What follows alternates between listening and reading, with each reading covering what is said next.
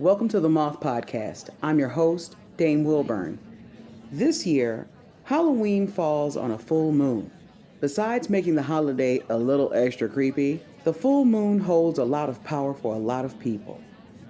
In addition to affecting ocean tides and appearances in plenty of folklore, werewolves anyone, the full moon is also deeply important in witchcraft and astrology.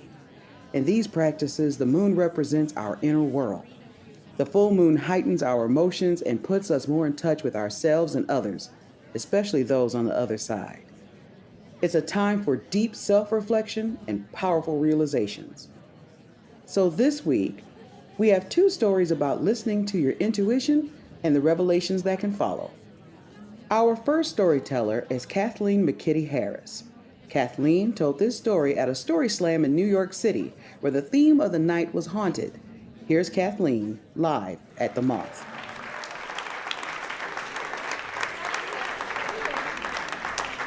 I think it's you, right? It's me. Okay. Is it me? It's me. You would know better than me.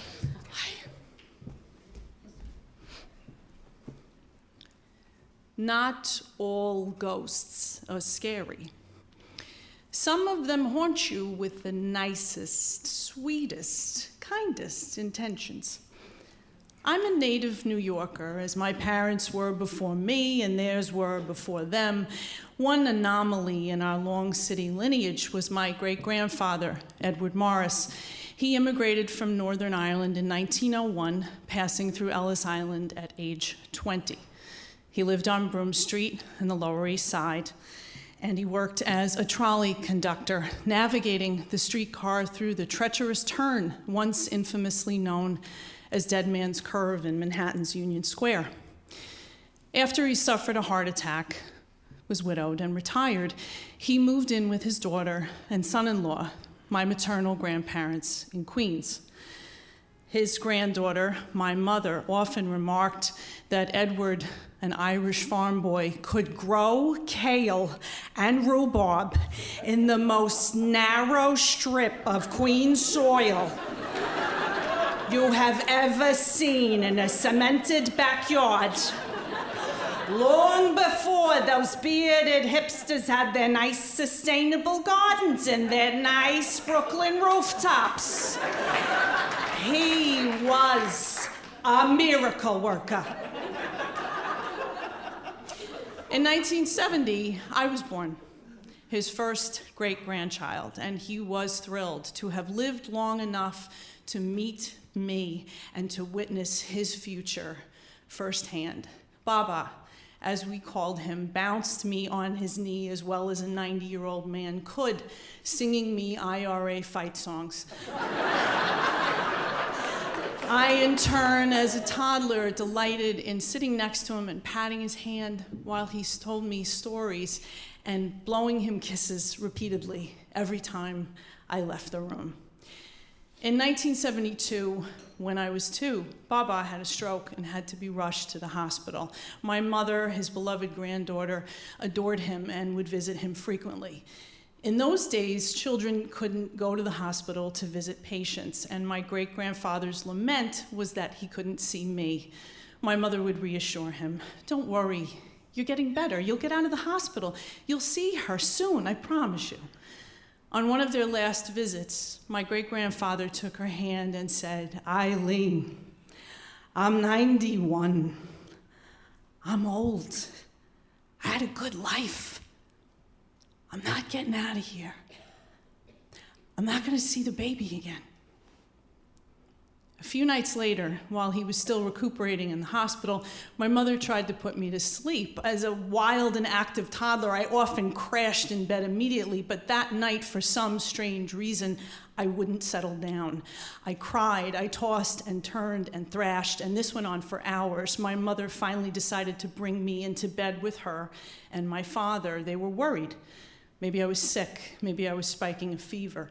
This continued till the early hours of the morning, when I suddenly sat up and crawled towards the edge of the bed and looked intently and happily at a dark corner of my parents' bedroom.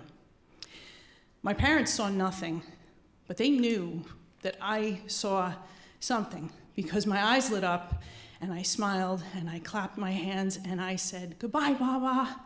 Goodbye, Baba." And I blew him dozens of kisses into the emptiness.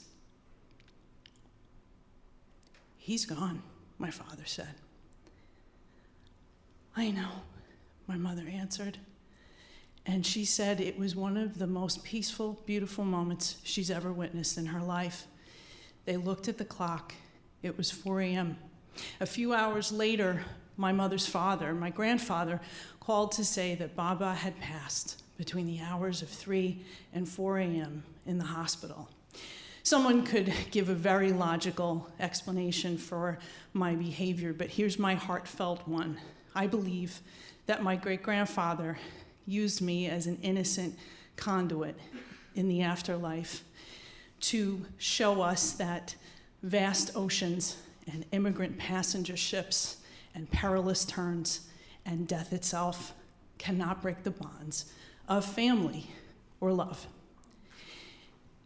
Years later, in my 20s, my groovy hippie mother gave me a birthday present, a psychic reading. The medium said to me, "You know, there are a lot of spirit guides around you. One of them is named Edward. Did you know an Edward?" "Yes," I answered. "I knew an Edward." "He's never left you," she said. "No," I answered. "He never has. He never will. Thank you."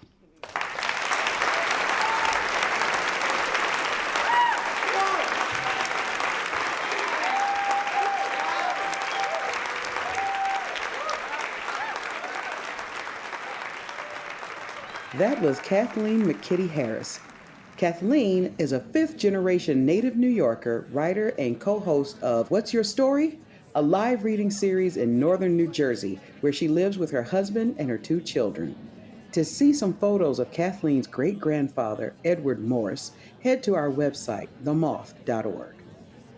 Thinking about ghosts in this time of year, I've had my fair share of family members and friends coming to check in on me from the other side, much like Kathleen. But there was this one time when I was in college, I was working campus security, and my friend, Paul Wittinas, was working with me, and we decided instead of splitting a 24-hour shift, we'd just work the 24-hour shift together. Now, that required at least one of us to go check on all the buildings, once at 9 o'clock at night and once at 6 o'clock in the morning. I decided to take the 9 o'clock, and I went out through the dorm and went about the business of checking the locks. When I got to the cafeteria, it sounded like there was a party going on. So I pulled on the doors to see if they were open, see if someone on campus had just gotten inside. But they were locked, and as I pulled the doors, the party got louder, like it was getting closer, like it was coming towards me. The hairs stood up on the back of my neck, and it shook me so that I just quickly went through the rest of the buildings, locked up what I was supposed to, and instead of coming back past the cafeteria into the dorm, I decided to walk around and go outside. So I'm coming through the front doors where security is, and Paul looks at me and says, "Hey, why didn't you just come back past the cafeteria?" And I said, "Well, no real reason." So we're hanging out, drinking coffee, and it comes up on 6 a.m. Paul grabs the master keys and goes out towards the cafeteria. About 30 minutes later, Paul comes back in through the front doors, just like I had. So I asked him, "Hey, why didn't you come back through the dorm?" And he looked me dead in the eye and said, "When you went past the cafeteria, did it sound like there was a party going on?" The hair stood up on the back of my neck again. I said, "Yeah." And when I pulled on the doors, he finished my sentence. "The party got louder?" I said, "Yes." And we sat there for a minute, just stared at each other in absolute silence. Eventually, he started talking about what was on TV, and so did I. Because both of us realized that if I heard it, and he heard it, there's a pretty good chance it was real. The thing about that other side, where those who have gone before us hang out, they don't just come see us at Halloween. They can come see us whenever they want. Our next storyteller on this Halloween episode is Michael Walz. Michael told this story at a story slam in Boston where the theme of the night was also haunted. Here's Michael live at the Moth.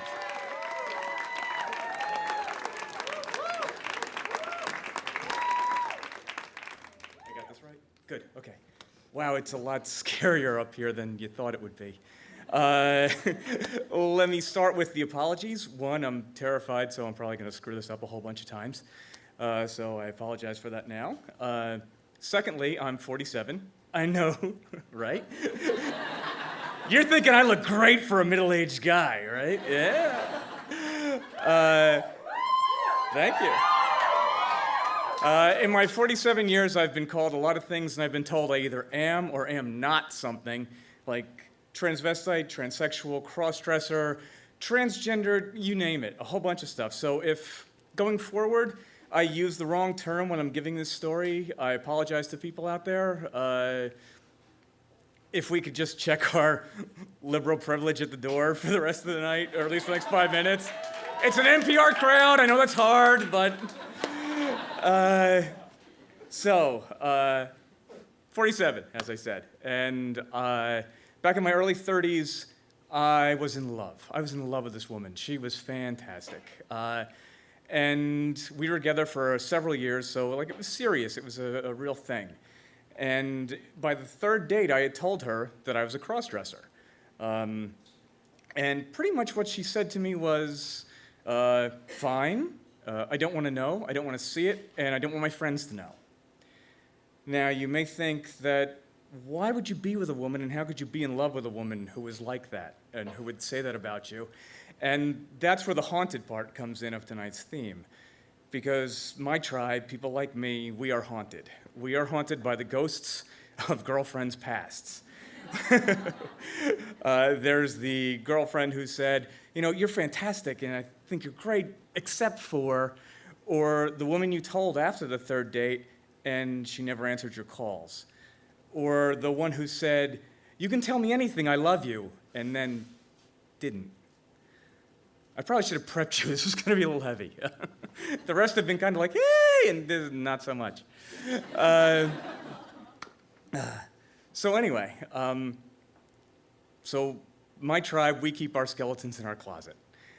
But there's one day during the year where the skeletons and the ghosts and the goblins and the freaks and we all come out to play together, and that's Halloween. So one year, my girlfriend says, I want to go to this really fancy Halloween party downtown. It's a fundraiser, it's this big thing, and I say, great, let's go. And then I say, why don't I go in drag? I'll go as a witch. I know, right? It's a great idea.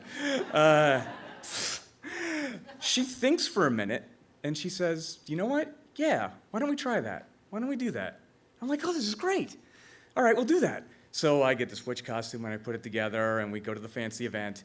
And there's the random comment that you expect. It's like, oh, you do that a little too well, or come on, it's really not it's the first time you've done this, or whatever. And I deny it, and I lie, because that's what I'm supposed to do. But the one thing I don't notice is that my usually sober girlfriend has been drinking like a sailor, and she is smashed. She is vomiting, puking, drunk in the bar.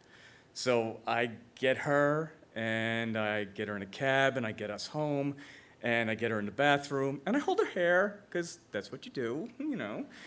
And while I'm holding her hair, and she gets a breath at one point, and she relaxes, and she says, pretty much out of nowhere, I could never marry somebody like you.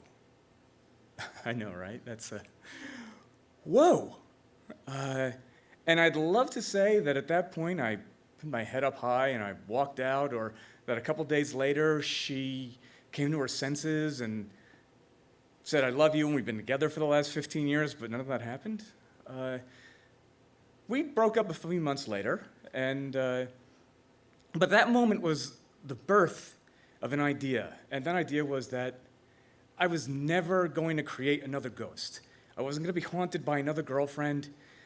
I wasn't going to be with anybody who was ashamed to be with me. And I wasn't going to be with anybody who made me ashamed to be myself. And I never did. Thank you.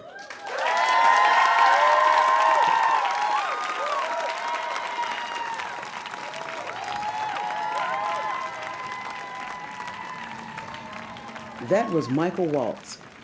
Michael actually told this story wearing one of his favorite dresses. He said he'd thrown his name in the hat a couple of times, but knew if he was going to tell this story, he'd need an extra bit of confidence. Born and raised in New Jersey, Michael is the youngest of 7 children. He's lived outside of Boston for the last 20 years. Of his gender identity, Michael said, quote, "Gender non-binary is closest. Gender queer is easiest, but way too loaded a phrase." He says, "For most of the world, saying, 'I'm a guy that does some female things,' works. It doesn't feel accurate, but it's close enough, like a bad English translation of a great Spanish poet." We jumped on the phone with Michael to talk more about Halloween, his moment of clarity, and his life after telling his story. Firstly, I just want to get this out and on the record that I still occasionally talk to that woman who I was dating at the time, and she's not bad people, and I don't think of her as bad people. It took me 35 years to get accustomed to myself, and the fact that she couldn't match me in 2 years, I can't really hold that against her. That being said, that night, that Halloween, something inside of me snapped, and it didn't snap in a bad way. It said, no more of this, no more of hiding, no more of trying to be somebody that I'm not, and no more feeling embarrassed about who I am. I guess I was in love with her enough, and it hurt enough to make me realize that I wasn't going to go through this again. And it's progressed. You know, I started off in hiding as a closeted cross-dresser who was somebody who didn't tell anybody about it, and it was only something I would do in private, to then somebody who would go out on Halloween only. I love Halloween, and it's not always about, well, now it's not always about dressing up. For years, it was always about presenting as some kind of female costume, because Halloween was the only time I could do that and leave the house and be around people, and it would be accepted, or at least not ostracized for it. The first time I had one friend who worked at a beauty store, and she loved the idea of doing my makeup. Then, of course, there were a bunch of other women who were female friends of mine who wanted to join in, and then somebody got the idea I should be a French maid, because they were like, oh, we need to do a costume. And that was way over the top, but I wasn't going to fight it, so I went with it. And the experience was terrifying, but also great. And I don't know, crossing that border made me really want to keep going. There was something that was a relationship with people that I always wanted to have, and there was parts of myself I always wanted to express. And this was a chance that I got to do it. And once I had gone out once for Halloween, I wasn't going to go back. And it finally got me to be somebody who just wears what I want to wear and goes where I want to go. It's not that simple. I spent so many years in hiding, you get used to it. There's a Bruce Springsteen line, you end up like a dog that's been beat too much. And that's kind of how I felt. And it's particularly in the last 3 or 4 years, I've finally gotten to that point where I don't feel like I'm hiding anymore. I don't feel like I need to hide. And I feel like the problem is with them, not with me. And I can't communicate how liberating that is. To finally get to the point where I don't feel like I'm the problem. I don't have the words to describe that. It's, I remember when I was a kid and I was raised Roman Catholic and I went to confession for the first time. It feels like that, where I just gave all my sins up and I was forgiven for them. It's that kind of feeling.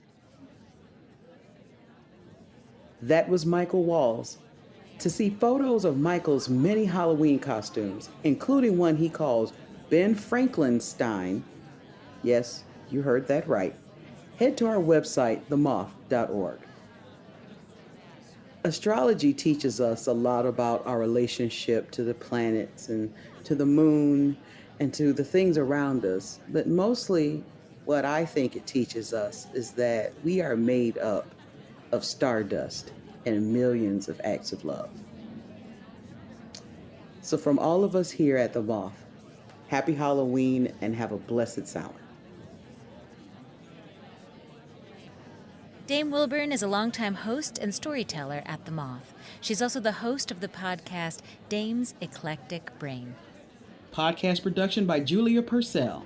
The Moth podcast is presented by PRX, the Public Radio Exchange, helping make public radio more public at prx.org.